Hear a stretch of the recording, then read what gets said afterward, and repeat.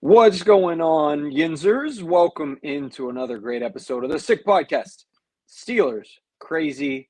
As just about always, I'm Mike Nicastro. Find me at Mic'd Up Sports One on X. That's J York Football. At J York Football. How are you, man? What's new? You're decked out. We both got our sick gear on today. Yeah, I mean, I'm just getting ready for football season. We're 365 days a week here over at the Sick Podcast, Steeler Crazy, and just, keep it on, man. Can you believe it's like a month and a half away at this point? Where does the time go? I feel like the Super I, Bowl was just like a week ago, yeah, and now we're already about to kick off the Hall of Fame game. It's yeah, insane. it's never ending, and I think that there's so much storyline in the NFL compared to every other professional sport. Obviously, there's less games played. We would hope that the NFL isn't playing 82 games or 162 games. But with that being said, I mean, it's like New York; it never sleeps, and we live and breathe it. So, and we're really Facts. excited for this guest that we have on. So let's get to it. Sammy Nanello, hit it. Turn up your volume. Because you're about to listen to The Sick Podcast. Steelers Crazy. Harris Smith shields. Flacco Polamalu takes it home. Super Bowl 43. Pittsburgh might be bound for that thanks to number 43. The sickest Pittsburgh Steelers podcast. Sports entertainment like no other. It's gonna be sick. Jordan, I want you to give the big introduction today to our guy, John Ursua, but put it out there. Let's hear it. Roll out the red carpet. All right, ladies and gentlemen, our next guest on the Sick Podcast, Steeler Crazy, our guy, Big John, who was a quarterback in high school. So let's just start with that. What's up, John? How are you? How's it going, boys? I'm good. Hey. Glad to be here. Aloha. What's Yeah. up? Aloha. Yes, sir. Hello. Yeah, so talk about that. We do our research on the guests that we have here on the podcast, and you were a QB in high school. So how did you make that switch to wide receiver? Talk about that. Yeah, honestly, it's crazy because back in our days, I'm 30, but like back when I was in high school, like your best athlete sometimes just has to play the position of choice of where your coaches are going to align you, and so I had a lot of I have a lot of long nights wishing I could play receiver, but my team needed me at QB, and so that's kind of what I grew up playing. That's amazing, versatile to say the least. Right. Uh, so I'm a smaller guy, and I know you're a smaller guy, so I'm always rooting for the smaller guys. Talk about how that motivated you, and what did you have to overcome? Do you feel like that played a pivotal part in like what you had to overcome to get to where you're at? Yeah, no, I felt like it taught me a lot about the game, though. At the same Mm, time, where I really wanted to play receiver, I really wanted to play DB, and kind of going back to what you said, just being a smaller guy. Like I yeah, was like, this is not where I'm going to play in college, or if I try to make it to NFL, like I'm not. I'm 5'9.5". Like I'm not going to yeah, see over anybody, and so I feel like it helped me grow as an individual, as a player, to understand the game, spacing, feel. And so at the end of the day, I was real appreciative that I learned the QB yeah. position at a young age, because as when I transitioned over to receiver, I feel like it helped me so much, just knowing offenses, Yeah. knowing spacing and feel for the game. Yeah, and I feel like you probably had a chip on your shoulder, like you always had something to prove, and especially going from quarterback to wide receiver. I mean, that connection in itself, I'm sure that would, help at any of those positions. So who did you model your game after, growing up, and then when you did make it to the league? Was there anyone in particular? Um, well, growing up as a kid, growing up in Hawaii, like we can root for any team we want, right? So Yeah. whoever was in the Natty, that's who we were kind of going for. So when it was, when I was a child, it was a lot of USC and Mm-hmm. Reggie Bush and those type of guys. I've modeled that more in the sense of like, the running style of making people miss and being a smaller guy, trying to avoid guys and taking angles and even maybe stepping out of bounds sometimes to not take a hit. But as I was progressing into college and playing receiver, I watched a lot of Cole Beasley, Emmanuel Yeah. Samuels, guys who went to SMU and ran the run and shoot, because that was the offense that I played in at the University of Hawaii. And so, there's guys like that, Keenan Allen, Devontae Adams, guys who have basketball background. That's kind of what Mm. basketball is my first love. And so Dang. that's where I watch those kind of guys as well. So you went from basketball to quarterback to wide receiver, and now you're on the Sick Podcast. Steeler crazy. I'd say Yeah, that's I'm pretty damn I'm sure good. this is his crowning achievement right here, hanging out with us. No, man. Hey, before I throw it over to Mike, I did have one question. Being from Hawaii, this is when the Pro Bowl was, I say, at the best when they played it in Hawaii. Did you ever get a chance Absolutely. to go there? And is that You know where did you guys play? Was that your home stadium, or where does Hawaii play? Is that? Yeah, I they thought so. played. I wasn't.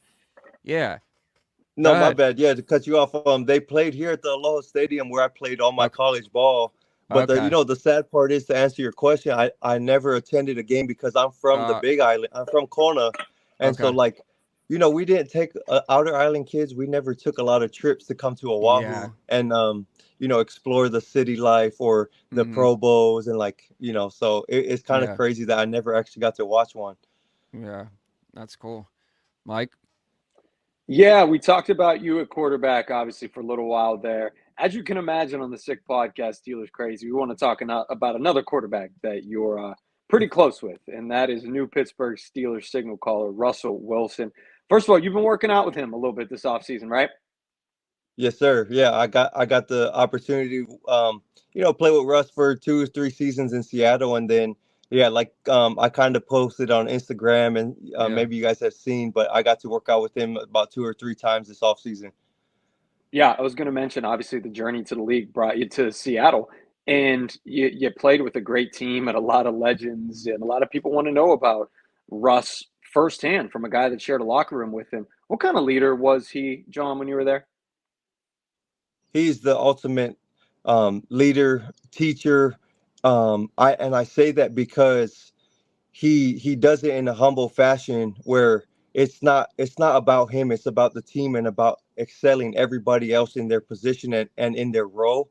And just taking it back a little bit, like the from the day I got drafted, he's on the phone with you, he's calling you, he's making sure you're good and seeing how you're doing, how your family is. And this is somebody who had never spoke to me or met me in my life, but as soon as you come onto the team, he opens you with arms, or welcomes you with wide arms. And just for a guy like that who was, because when I got drafted, he was going into year 7 or 8 or something and had signed his contracts and whatnot. But he's the perfect example of leadership, of being that mentor that I think so many guys need. It doesn't. You don't even have to be on the offensive side of the ball. You can be playing defense or kicker or punter, and he's going to be that guy who can kind of help you get through those challenging times. That's good stuff, John, because, over the past few years, we're pretty detached from the West Coast over here in Pittsburgh. But you hear things from media members who, quite frankly, probably don't know what the hell they're talking about because they're not in the locker room with him or don't know him personally. A lot of 2 words you hear were bad teammate. And, who better to hear the opposite from somebody that knows him and played with him? So I think Steeler fans are absolutely going to like hearing that. Has he talked about Pittsburgh at all with you when you guys were out there? Firing it around? Was there any discussion about like, hey, I'm excited for this new chapter? He says he's refreshed. He got the 6-pack going on there. Yeah, no, the crazy thing with Russ is as soon as he's completely bought in, like when I pull up to the house and when I'm pulling up to LA when we're about to go get training, he's decked out in the yellow and black, in the Pittsburgh jerseys, the hats, he got his 3 brand with the Pittsburgh colors. And he's a guy, like, you don't have to sell him to be bought in. Like, he's gonna be all for that right away. And so yeah, he spoke highly about this new chapter and just kind of getting a new opportunity to just go out there and compete and ball and be a true professional. And that's what he really is. He's, no matter what people have said or the scrutiny that he's taking, he just takes it and runs with it. And like like I said, I mean, I probably can't say enough good things about Russ because like you guys have seen, I shared a locker room with him. I'm one of,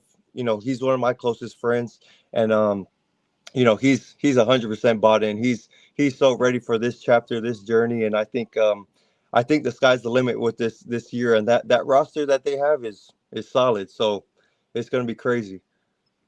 Hey man, we need a receiver. Like, yeah, I was going to to say here we're starting it here like now. The petition, the roster's solid, but let's bring one more in. And yeah, absolutely, we're signing that petition because I know that you think Russ can lead them back to the promised land. Jordan, go ahead, man. Yeah, so let's talk a little bit back about your career. We talked off air a little bit. CFL. Just talk about your time in the CFL and what that meant to you as well, being able to compete. Yeah, it was actually short-lived. I think it was kind of more. I was trying to use it as a stepping stone to try to get back into the league. I had suffered some injuries when I was with Seattle. I tore my ACL back-to-back years, in my third and fourth year, and just took a huge roller coaster. Was riding this huge wave, and just like, man, I was like, I didn't know where my career was going to take me. And so I had the opportunity and the privilege to go up to Saskatchewan last season. I got a feel for it, kind of felt it out, and appreciated the opportunity, but realized maybe this wasn't the path that I was kind of hoping for or dreaming for. And so it became very challenging for me because I was like, you know what, like I felt too much one foot in, one foot out, and like I said, I appreciate it. There's great ball up there. There's great guys up there, coaches and organizations that really care for these guys and want to give them opportunities to get back to where they want to be. But for me, yeah, it just didn't work out. And so, but I constantly stay ready. Because I just never know what's going to happen. And that's why that was my next question. If you want to touch on that, it was a perfect segue. Is do you where are you at with your football career right now? Like, do you see it regardless, we're starting the petition to get you to, the Steelers can use a slot receiver, I think. So, just talk about where you're at, your mind's at in football, because I know that's that's everything. That's all you know. Right. Yeah, I poured a lot of time and effort into this game, and I would be grateful for an opportunity. I think right now in my career, I'm at that stage where, if guys need a veteran, a guy who's a true slot, a true just a guy who kind of I try to master my craft in the slot. Like I said earlier, I played in that run and shoot. There's a lot of pros with guys that played in that offense who just kind of fill space. When we have a route drawn, it's not just drawn and says, hey, this is your route, this is how you got to run it. It's like, no, you might have 3-4 different routes on top of this where we're reading the coverage, the leverage of the defender. And so yeah, I was kind of getting ready to kind of just see if I could play maybe the next season in like the US or the XFL or whatnot. But after these, these 2 or 3 opportunities I trained with Russ, we have been speaking again with my agent and with Pittsburgh. And so I'm kind of crossing my fingers. I'm hoping I can kind of provide that. Me and Russ have a lot of chemistry, and so I think it would make a lot of sense. But we're going to have to wait and see, and hopefully I can get that little workout or invite to camp or something like that. Well, whatever we can do to help on our definitely. I mean, we're here for it. Either way, which is not much. Yeah. Hey, but we could get it out to the masses. Exposure's good for sure. Exactly. Yeah. No, you guys. I was scrolling through the page and I was like, that's why when you had hit me up, I was like, you know what, I'm gonna take this opportunity because sometimes you just never know who's watching, and I was like, I'm gonna hop on this thing, and you guys seem hella cool too, and I'm somebody who loves to either share or give back in any sort that I can too. So I was like, this only makes sense. Before we get you out of here, 2 things. So you said that you have been in talks with Pittsburgh, like as far as just like talks, nothing obviously being negotiated, but just talks, like interest, you could say. Yeah. So there has been, like slight interest, but there has been conversations being had with a few teams right now. After I think a few people may have seen, the workouts, the training with Russ, and so there that has was been at UCLA, right? That was at Yeah, UCLA. there was the last time was at UCLA. The previous time was in SD. Okay. Um, so and this was all within the last month and a half, and so Mm-hmm. we're That's I'm going out there and training with Russ, and so yeah, there has it sparked some interest there, and I think it's legit to say that I should be getting this real opportunity to just either get myself in the building at least, mm-hmm. so That's all it takes. You take it yeah. from there, and I have no doubt about it. You'll make it count. So, yeah. But before we get you out of here, I always like we're big community based here. I seen you do a football camp. If you want to talk a little bit about that and anything that you got coming up, obviously getting back to the NFL. Hopefully the Steelers, if anyone's watching, get the job done. But yeah, we'll just end on a positive note and stuff that you do for the community because I think that that's great. Yeah, no, I like I said earlier, I appreciate you guys having me on here first and Yeah. foremost, and then um yeah, I try to give back to the community as best as I can. I come from a small town in Kailua Kona on the Big Island where a lot of people don't make it and see the things that I've got to Mhm. experience, and so I'm extremely grateful, and so I try to shed that light onto the kids on letting them know it doesn't matter where you come from, how tall, how much you weigh. Mhm. Like I mentioned earlier, I'm only 5'9", 185 pounds, and so I try to tell these kids like, aim for the stars or shoot big, and it's anything's possible. And so I try to do that no matter where I stand. I could be in Canada, I could be in Hawaii, I could be in Utah, Vegas, like wherever I put my feet. I'm trying to be an Pittsburgh. example, a light. Man, keep We're saying it because manifesting it's it, Mike. We're yeah. manifesting it right now. Go ahead, continue. No, yeah, and so yeah, I really appreciate just any opportunity I get to give back. And so like I said before, that's why it only made sense when you guys had asked. I was kind of taken back because I was like, my life's not too exciting right Yeah. now, but No, I this has would been a love to great jump on. episode, man.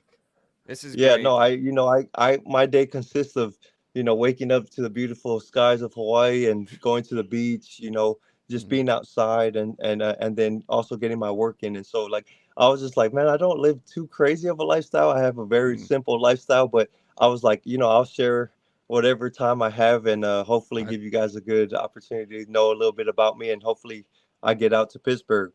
oh, most definitely. Hey, this has been a great show. We really appreciate everything, and we'll definitely have to do it again. And let us know when you're in Pittsburgh. We'll get a permani sandwich. I don't know if you know what that is, but you'll soon find out if you do come.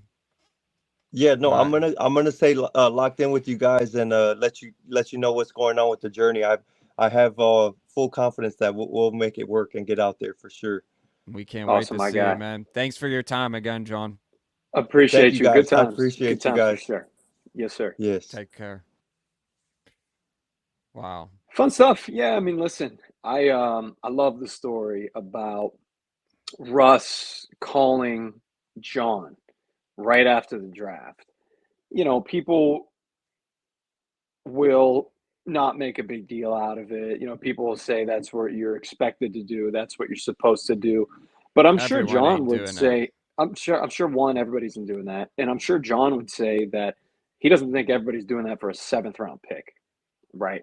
Like, I'm sure a lot of guys do that for the first or the second round pick right away. But as Russ has shown throughout, his X or any social media, Instagram, heck, the Steelers sign an undrafted free agent, and before you know it, Russ is like, hell yeah, we Yeah. got Beanie Bishop, or, hell yeah, we drafted Ryan Watts. He is locked in. He is welcoming. He is, a leader, has been a leader for Pittsburgh in this short time. He's been in black and gold. And that's absolutely refreshing. And a lot of it is a surprise based on the murmurs we heard about when he was in Denver. And who knows, right? Like, maybe those were created to just push him out in the first place because they didn't want to deal with that contract once Sean Payton came in. But I think everything that we've seen, he's been a model citizen. Yeah, I have to agree. And I think that he's a total upgrade of what we had. And you Yeah. have, Fields behind him. But I really think this is Russell's team. And like I said, I just tweeted it today. What makes you think with the quarterback room that we had last year, 10 wins, that we're not going to get 12 or, win a playoff game in however long it's been. Just think about it. We'll leave you with that, Steeler Nation. Another great episode. We'll be back again, end of the week. I'm Jay York Football. This is Mic'd Up Sports 1. Thanks for tuning in. Make sure you subscribe. Russel Wilson, 2024. Big John, we're getting you that Permanis. See you guys Wilson soon. to Ursua. Let's go. There you go. Put it on a T-shirt. And that's a wrap. Hope you don't miss us too much until next time. Follow the Sick Podcast Steelers Crazy on YouTube, Instagram, Facebook, Google Play, and Apple Podcasts.